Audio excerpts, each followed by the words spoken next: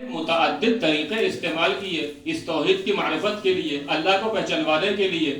عزیزان گرامی، آپ دیکھیں ایک ضعیفہ ہے، چرخہ کاٹ رہی ہے، آنے والا سوال کرتا ہے کیا اس کائنات کا کوئی بنانے والا ہے؟ کیا کوئی ہے اللہ؟ کیا کوئی طاقت ہے؟ ضعیفہ نے اپنے ہاتھ کو روک دیا۔ یہ چرخہ کیوں رک گیا؟ چونکہ چلانے والے کا ہاتھ رک گیا۔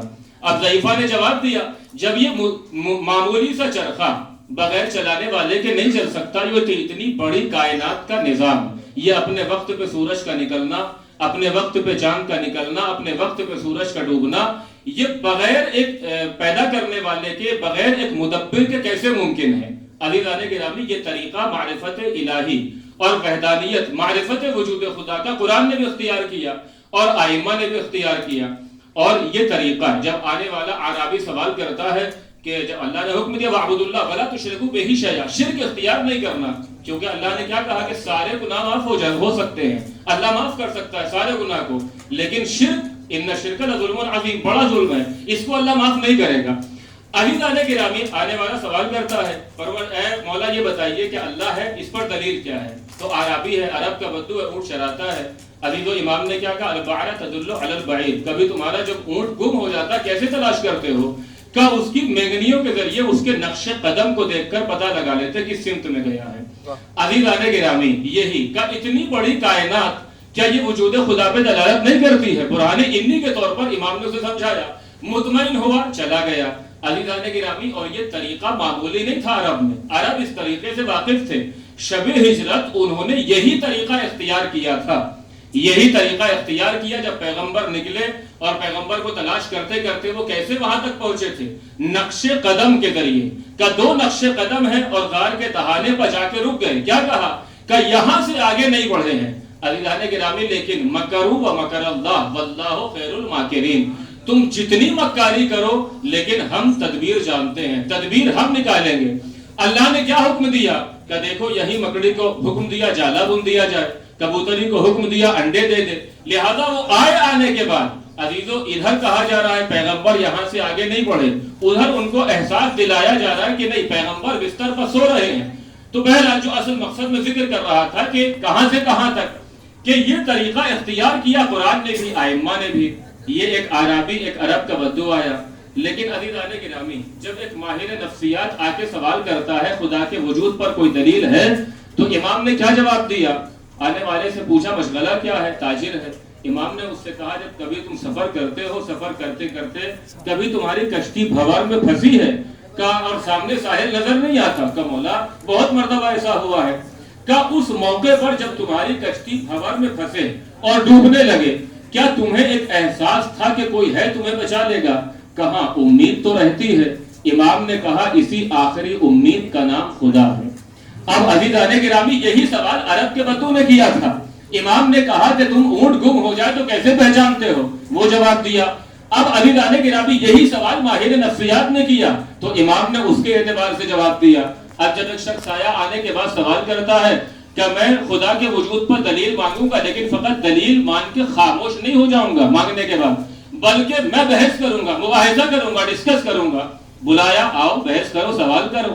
عزیزان گرامی، جب آنے کے بعد اس نے کہا کہ خدا کا وجود ہے، اس پر دلیل کیا ہے؟ سائنٹسٹ ہے، فلسفی اپنے زمانے کا۔ تو امام نے اس سے کہا کہ یہ بتاؤ تم ابھی ہو کہ نہیں ہو؟ اس نے کہا کہ ہاں میں تو ہوں، ابھی زندہ ہوں، موجود ہوں آپ کے سامنے۔ امام نے کہا پہلے تھے یا نہیں تھے؟ کہا نہیں، پہلے نہیں تھا لیکن فی الحال ہوں۔ امام نے کہا جب تم پہلے نہیں تھے، اقرار کر رہے ہو، تو تمہارے عدم سے تم کو اس وجود کی طرف نکالنے والا کون ہے؟ اس وجود عدم کی وادیوں سے وجود کی وادی میں منتقل کرنے والا کون ہے؟ عزیزان گرامی، اب یہ خاموش ہو گیا۔ امام نے سوال کو آسان کیا، اور امام کہتے ہیں اگر تم کہو کہ اس کو کہ اپنے آپ کو عدم سے وجود کی وادیوں تک لانے والا میں ہوں، تو تم خود اقرار کر رہے ہو کہ تم پہلے نہیں تھے۔ جب تم نہیں تھے تو کیسے تم نے اپنے آپ کو عدم سے وجود میں منتقل کیا؟ اور اگر تم یہ کہتے ہو کہ میں اس وقت موجود تھا، تو پھر تحصیل حاصل لازم آئے گا۔ یہ کیسے ممکن ہے کہ تم وجود رکھتے تھے اور اپنے آپ کو وجود عطا کر رہے تھے؟ عزیزان گرامی، چونکہ یہ فلسفی تھا، اب اس کے ساتھ دو حواری تھے، جب مولا نے سوال کیا اٹھ کر چلنے لگا، جانے لگا۔ عزیزوں، ان حواریوں نے کہا کہ واپس کیوں جا رہے؟ تم تو بحث کرنے کے لیے آئے تھے۔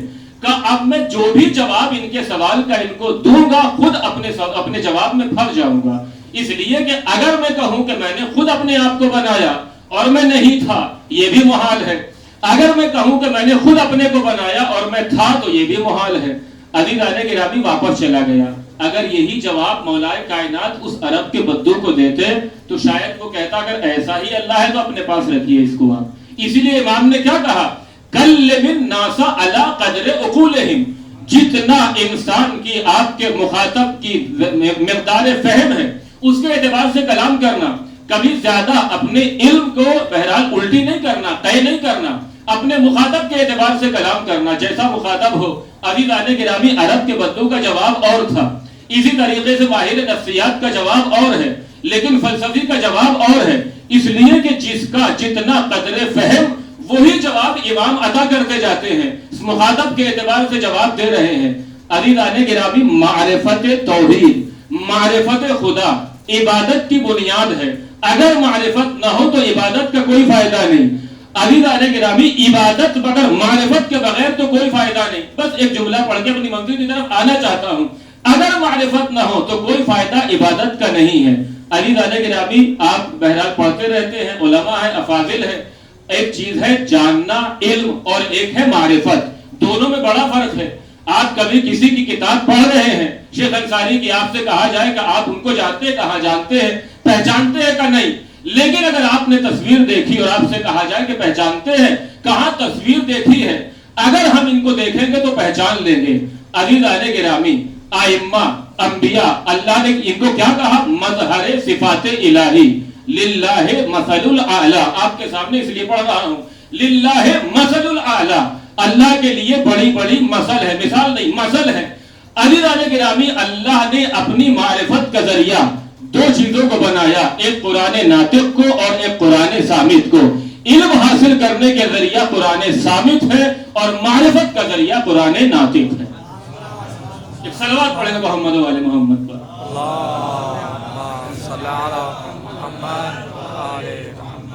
اور پیغمبر نے کہا بھی انی تارکم فیکم الثقلین، کہ دو چیزیں کتاب اللہ و عترتی، اس کے ذریعے علم حاصل کرنا اور ان کے ذریعے معرفت حاصل کرنا. علم ہو گیا خدا ہے لیکن معرفت کے ساتھ، لہذا حکم ہوا وَاعْبُدُوا اللَّهَ وَلَا تُشْرِكُوا بِهِ شَيْئًا. عزیزان گرامی آپ دیکھیں قرآن میں 4 جگہ، چونکہ بہرحال مختصر سا وقت ہے، زیادہ طولانی گفتگو نہیں کرنا چاہتا. کیا کہا، وہ اللہ کی عبادت کرو اور اس کا شرک اختیار نہیں کرو. اس کے فوراً بعد جو حکم دیا جا رہا ہے، چونکہ بہرحال جو مجھے بتایا کہ ایک طالب علم کے والد صاحب کی سال ثواب کی مجلس ہے، فوراً حکم دیا وَبِالْوَالِدَيْنِ احسانا، والدین کے ساتھ نیکی کرنا. عزیزان گرامی قرآن میں 4 جگہ مباشرتاً توحید کے حکم کے بعد والدین کے ساتھ نیکی کرنے کا حکم ہے. یا اسی طریقے سے مثلا حکم ہوا وَاشْكُرْ لِي وَلِوَالِدَيْكَ، یعنی میرا شکریہ ادا کرو اور اپنے والدین کا شکریہ ادا کرو. یا مثلا وَقَضَىٰ رَبُّكَ أَلَّا تَعْبُدُوا إِلَّا إِيَّاهُ وَبِالْوَالِدَيْنِ احسانا. اللہ نے یہ فیصلہ کیا ہے کہ دیکھو میری علاوہ کسی کی عبادت نہ کرنا، بس میری عبادت کرنا اور والدین کے ساتھ نیکی کرنا. اور جو آپ کے سامنے میں، اور یہ اسی سورہ بقرہ میں وَإِذْ أَخَذْنَا مِيثَاقَ بَنِي إِسْرَائِيلَ لَا تَعْبُدُونَ إِلَّا اللَّهَ وَبِالْوَالِدَيْنِ احسانا، کہ دیکھو اللہ کی عبادت کرنا، اللہ کے علاوہ کسی کی پرستش نہیں کرنا اور والدین کے ساتھ نیکی کرنا. عزیزان گرامی مباشرتاً والدین کے ساتھ نیکی کرنے کا حکم دیا جا رہا ہے. توحید کے درس کے بعد بڑی عظمت کے حامل ہیں والدین، بڑی عظمت اور بڑی اہمیت ہے ان کی. بس اسی پہ گفتگو تمام کر دوں گا. عزیزان گرامی توحید کا درس، معرفت حاصل ہو گئی، خدا کو پہچان لیا، خدا کا علم ہو گیا کہ اب اس کے بعد حکم دیا فوراً والدین کی خدمت کا، والدین کے ساتھ احسان کرنے کا، نیکی کرنے کا، والدین کے ساتھ نیکی کرنا. عزیزان گرامی قرآن میں ایک جگہ ارشاد ہے جو اس کو آپ پڑھتے بھی رہتے ہیں اور بلاغت کے اسلوب میں اس کو مثال قرار دیا ہے. کیا ہے، قُلْ مَا يَسْأَلُونَكَ عَنِ الْإِنفَاقِ يَسْأَلُونَكَ مَاذَا يُنْفِقُونَ، یہ آپ سے سوال کرتے ہیں کیا خرچ کیا جائے. تو عزیزان گرامی یہاں پر حکم ہوا کہ یہ سوال کرنا مناسب نہیں ہے کیا خرچ کریں، ہمیں مقدار نہیں ہے، بلکہ اے میرے حبیب ان سے کہو سوال تمہیں یہ کرنا چاہیے کہ ہم جب خرچ کریں، چاہے جو بھی خرچ کریں، تو کہاں پہ خرچ کریں، یعنی مصرف اہم ہے. کیا کہا، جواب دیا فوراً، سوال محذوف ہے. قُلْ مَا أَنفَقْتُم مِّنْ خَيْرٍ، تم نے سے جو بھی تم نے خرچ کرنا ہے، جتنا بھی تمہیں خرچ کرنا ہے، مقدار ہمیں نہیں چاہیے، 1 روپیہ ہو، 10 روپیہ ہو، 1000 روپیہ ہو، کتنا بھی ہو، 1 درہم ہو، 10 درہم، 1000 درہم، ہم مقدار کے متمنی نہیں ہے، جو بھی تم خیر سے خرچ کرنا چاہو، لیکن سوال خرچ کہاں پہ کرنا ہے؟ فَلِلْوَالِدَيْنِ، سب سے پہلا مصرف جو قرآن نے بیان کیا ہے والدین کے لیے، وہ اس کے بعد رشتہ دار اور الاخر یتامى اور مساکین، یعنی والدین پہ خرچ کرنا ہے۔ اگر ہمارے پاس استطاعت ہے اور ہم والدین کا نفقہ نہ دیں تو روایات کی الفاظ ہے بغیر آنکھ کیے ماں باپ کے ہم آنکھ ہو جائیں گے۔ عزیزان گرامی کا جتنا بھی خرچ کرنا ہے، سب سے پہلا مورد آپ نے دیکھا ہوگا، ماں باپ بھوک سے تڑپ رہے ہیں، وہ مسجد میں ٹائلز لگوا رہے ہیں، نہیں، کب مسجد میں ٹائلز بعد میں لگوانا، پہلے ان بھوک سے تڑپتے ہوئے والدین کو دیکھو، پہلے ان والدین کا خیال کرنا۔ کیا کہا؟ قُلْ مَا أَنفَقْتُم مِّنْ خَيْرٍ، جتنا بھی خرچ کرو، ہمیں اس سے بحث نہیں ہے، لیکن سب سے پہلا مصرف والدین کو خدمت کرنا ہے، والدین کی خدمت میں خرچ کرنا ہے۔ عزیزو متوجہ رہیے گا، پیغمبر اسلام کے پاس ایک شخص آیا اور آنے کے بعد کہتا ہے، یا رسول اللہ، میں نے ایک منت مانی ہے، میں نے ایک منت مانی ہے، منت یہ مانی تھی کہ اگر میرا کام ہو گیا تو میں حور کی پیشانی کا بوسہ دوں گا اور جنت کی چوکھٹ کو چوموں گا۔ اب وہ میری منت، میری مراد پوری ہو گئی ہے، لہذا اب میں چاہتا ہوں، میرا کام ہو گیا ہے، میں چاہتا ہوں کہ اپنی منت کو پورا کروں، اپنی نظر کو وفا کروں، اپنے وعدے کو وفا کروں۔ اب کہاں سے حور ملے کہ اس کی پیشانی کا بوسہ دوں، کہاں جنت کا دروازہ کہ میں اس کی چوکھٹ کو جا کے چوموں اور کہوں کہ میں نے اپنی نظر اتار دی ہے۔ اگر ہم سے سوال کیا جاتا تو بہرحال ہم جواب یہی دیتے، ظاہر پر عمل کرتے ہوئے، کوئی بہرحال مشکل بھی نہیں ہے۔ اگر غیر مقدور چیز سے نظر متعلق ہو، متعلق نظر غیر مقدور ہو تو نظر بہرحال منعقد نہیں ہوتی، بری ذمہ ہو جاؤ، آزاد ہو۔ لیکن چونکہ اب کون ہے شریعت کا لانے والا، جسے اللہ نے حق تصرف دیا ہے، جسے اللہ نے حق اولویت دیا ہے، شریعت کا بانی تو نہیں ہے لیکن اختیار دیا ہے، شریعت کو لانے والا ہے۔ عزیزان گرامی، مالک شریعت نہیں لیکن شریعت کو پہنچانے والا اور اختیار اللہ نے دیا ہے۔ اب جیسے ہی پیغمبر اسلام سے کہتا والدین کی عظمت کو محسوس کیجئے گا کہ میں حور کی پیشانی کا بوسہ دوں اور جنت کی چوکھٹ کو چوموں، اب کیسے میری منت پوری ہوگی؟ کہاں جنت کی چوکھٹ اور کہاں حور کی پیشانی؟ رسول اسلام نے کہا کہ جاؤ اپنے باپ کی پیشانی کا بوسہ دو اور اپنے ماں کی قدموں کا، تمہاری نظر پوری ہو جائے گی۔ اگر تم جا کے اپنی باپ کی پیشانی کو چوم لو گے اور اپنی ماں کے قدموں کا بوسہ دو گے تو گویا کہ تم نے اپنی نظر سے وفا کر دی ہے۔ عزیزان گرامی، اب یہ بہرحال اگر یہیں پر روایت رک جاتی تو جن کے والدین اس دنیا سے رخصت ہو گئے ہیں، ایک بہرحال دغدغہ تو دل میں رہتا ہے کہ کاش ہمارے والدین زندہ ہوتے، ہم خدمت کر لیتے، ان کے توسل سے ہم ائمہ اور اللہ تک پہنچ جاتے، ان کو دعاؤں کی قبولیت کا ذریعہ بناتے۔ اب وہ کہتا ہے، یا رسول اللہ، میرے والدین دنیا سے رخصت ہو گئے ہیں، اب میں کیا کروں؟ آپ نے کہا کہ باپ کی پیشانی کو چومو اور ماں کے قدموں کا بوسہ دو، تمہاری نظر پوری ہو جائے گی، میں کیا کروں؟ عزیزان گرامی، پیغمبر نے کہا وہ یا رسول اللہ مر چکے ہیں، دنیا سے رخصت ہو گئے ہیں، اب میں کیا کروں؟ رسول اسلام نے کہا جاؤ قبر میں، جاؤ قبرستان میں اور باپ کی قبر کا بوسہ دو، ماں کی قبر کا بوسہ دو۔ جیسے ہی تم باپ اور ماں کی قبر کو چومو گے گویا کہ تم نے اپنی نظر کی وفا کر دی ہے، تم نے نظر کی وفا کر دی۔ یہ کہتا ہے یا رسول اللہ بڑا عجیب معاملہ ہے، والدین دنیا سے رخصت ہوئے تھے، دفن کیا تھا، قبرستان کا علم ہے، لیکن نشان قبر مٹ چکا ہے، مجھے نہیں معلوم کون سی قبر میرے والد کی ہے، کون سی قبر میری والدہ کی ہے۔ اب رسول اسلام نے کہا، شریعت میں حق وسعت رسول اسلام کو حاصل تھا، فوراً کہتے تم نے منت مانی تھی کہ تم حور کی پیشانی کا بوسہ دو گے، تم جنت کی چوکھٹ کا بوسہ دو گے، اگر تمہارا کام ہو جائے گا جاؤ قبرستان میں جاؤ اور ایک نشان بناؤ، دوسرا نشان بناؤ، ایک نشان پہ اپنے باپ کا نام لکھو اور ایک قبر کا نشان بناؤ، اور ایک نشان قبر پہ اپنے باپ کا نام لکھو، ایک نشان قبر پہ اپنی ماں کا نام لکھو اور ان دونوں نشان کا بوسہ دو۔ جیسے ہی تم ان دونوں نشان کا بوسہ دو گے تو تمہاری منت ادا ہو جائے گی۔ عزیزان گرامی، یہ ماں باپ کا مرتبہ، یہ ماں باپ کی عظمت، میں یہیں سے آگے پڑھ سکتا تھا لیکن چونکہ غدیر کا موقع ہے اور ابن تیمیہ نے غدیر میں بہت زیادہ جسے کہا جائے جسارتیں کی ہیں، لہذا اسی کا ایک جملہ پڑھنا چاہتا ہوں۔